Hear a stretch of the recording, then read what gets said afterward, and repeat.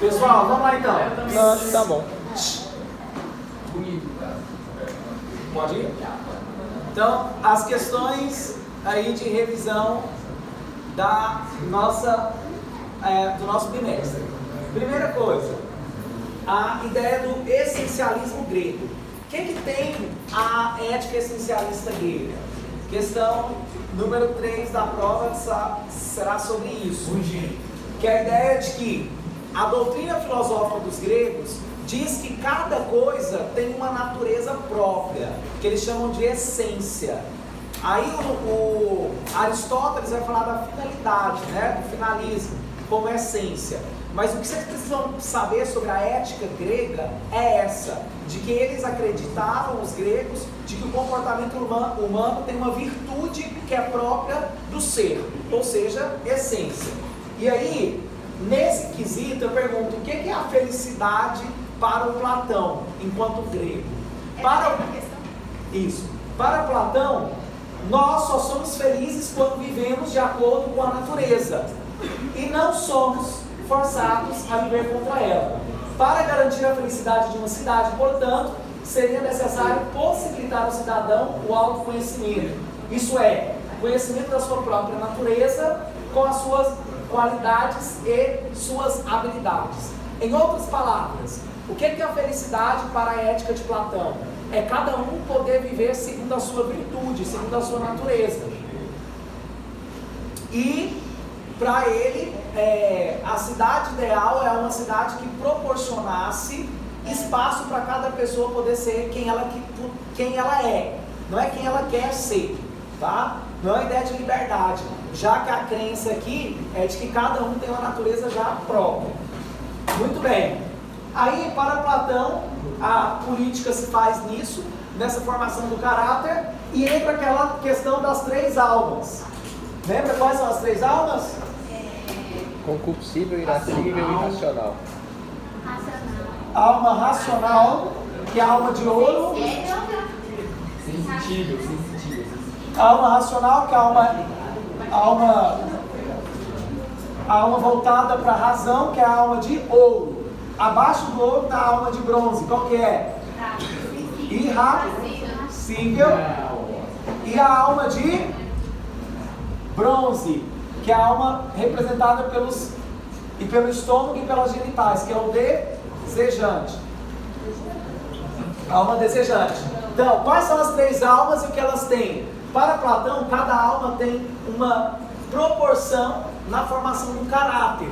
Isso significa que a alma concupiscível, ou seja, onde predominam os desejos, representado pelo estômago e pelas genitais, é uma alma voltada para as paixões. Então, para Platão, algumas pessoas nasceram voltadas para cada alma, que seria a ideia de caráter. A pessoa com esse caráter pensa, se emociona, mas sua vida é controlada pelos desejos.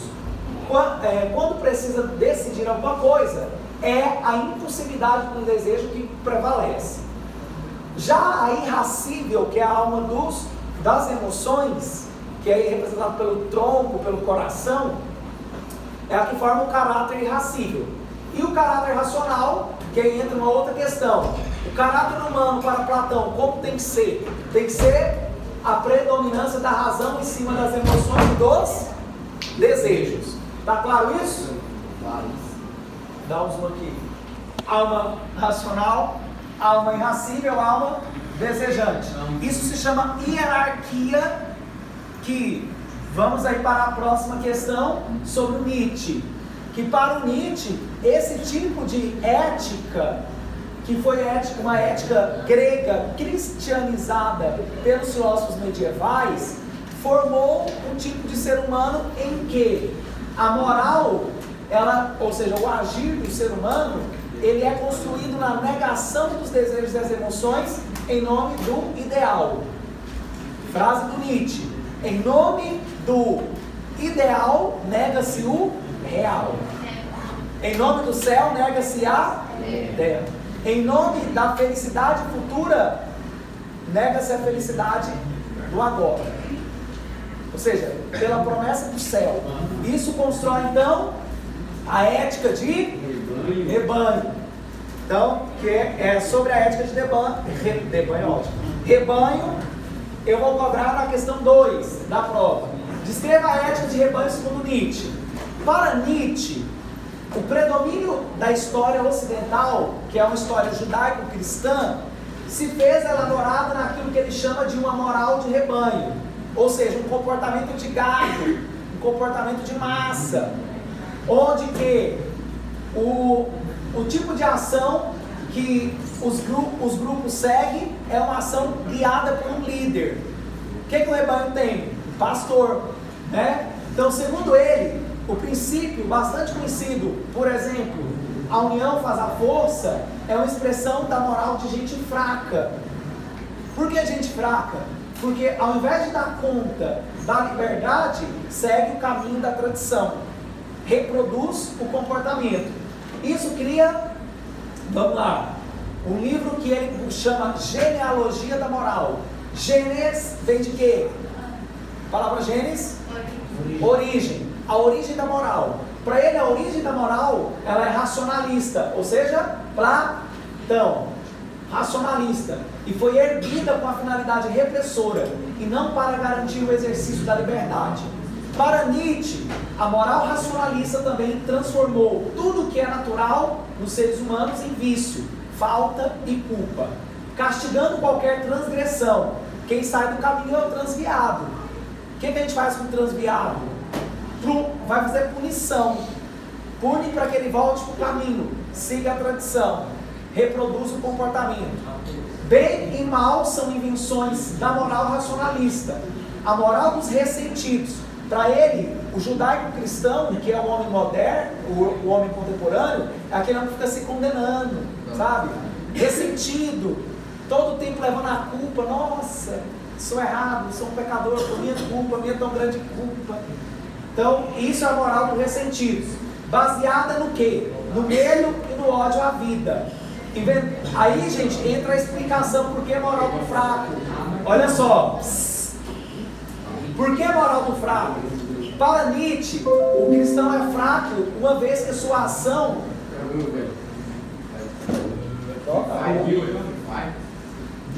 Então, ele é fraco porque... foi falar de Deus...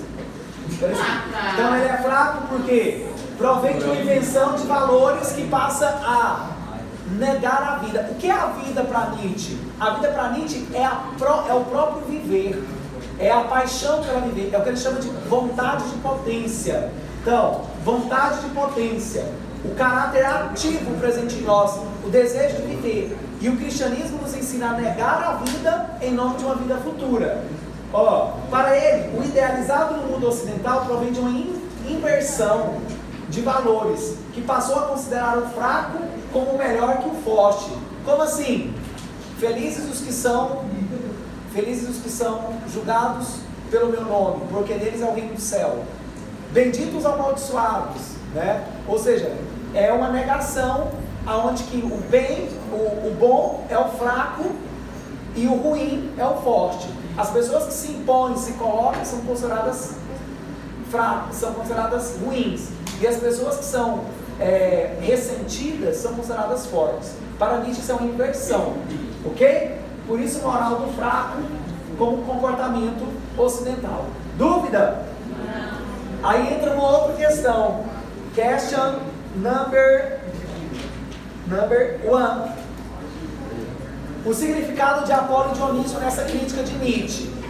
O significado do apolíneo é a razão ordenadora. E dionisíaco é a pulsão das emoções, criatividade. Segundo Nietzsche, a tradição filosófica supervalorizou Apolo e negou Dionísio. Então, ele está usando essas figuras dos deuses gregos para elaborar a sua crítica sobre a moral do fraco, a moral do rebanho, dizendo, sobretudo, que nós somos pautados no comportamento idealizado a negar o lado selvagem e valorizar o lado racional. Para Nietzsche, o valor da vida em si se faz na consideração dos dois lados, o apolíneo e o dionisíaco. Outra questão também que eu vou cobrar é a ideia da ética essencialista. 3 minutos para falar sobre isso. O que é a ética essencialista? a ética existencialista. É o contrário da ética dos gregos, porque os gregos falam que nós nascemos com a natureza. A ética essencialista diz o seguinte: não, o homem nada mais é do que aquilo que ele faz de si. Frase do existencialista Sartre, John Paul Sartre, Giovanni. Então, o que significa? Que a gente existe e depois que a gente cria um significado, e não que o significado está em si. A consciência é a realidade do ser humano, o único ser consciente do mundo. Então, para ele, nós transgredimos a nós mesmos, transcendemos a nós mesmos como uma forma de criar a vida, quando nós consideramos o vazio. Mediante o vazio é que o ser humano transcende. Por quê? Nós vamos considerar que o que nos move é a busca. Vai dizer Sartre, a vida é um projeto. Sonho realizado é sonho frustrado. Então o que nos move é o desejo, o vazio. E o que é a liberdade? A liberdade é a nossa potência, a nossa capacidade de criar sentido para a vida. E quando eu não crio, quando eu reproduzo um sentido já dito, isso é má fé. Então, frase do Sartre: o ser humano é condenado a ser livre. Se eu reproduzo qualquer tipo de valor já pré-determinado pela sociedade ou pelas religiões, eu estou agindo de má fé, por covardia de não querer elaborar um significado para a vida, que em si, para Sartre, a vida não tem sentido. Qual o sentido da vida? O sentido que o homem cria livremente. Então, se eu recuso isso, se eu, por má fé, eu não quero dizer o significado da vida, o valor da vida, mas eu quero reproduzir isso, eu estou sendo o quê? Covarde. Estou agindo de má fé. E por fim, para terminar, imperativo categórico, que é a ética de Kant, que é o trabalho dos estudos de hoje. Kant fala da ética do categórico porque ele acredita que a razão de todos os seres humanos, por exemplo, do mesmo da lei da física, tem a lei da gravidade, que funciona aqui ou no Japão. Para ele, o ser humano que pensa sobre certo e errado, todos chegariam à mesma conclusão. E como que eu vou saber disso, professor? Pelo deontologia, que é a outra resposta, questão 10 da prova. Deontologia significa o quê? A ética do dever. Vai dizer o Kant: para saber se algo é certo ou errado, se pergunte universalmente se o seu comportamento pode ser colocado como exemplo para todas as pessoas. Então, age como se o seu comportamento fosse exemplo para todos. Essa é a ética de Kant, chamada imperativo categórico. Ou seja, sua razão vai determinar a sua ação. Alguma dúvida? Boa prova, bons estudos, tchau.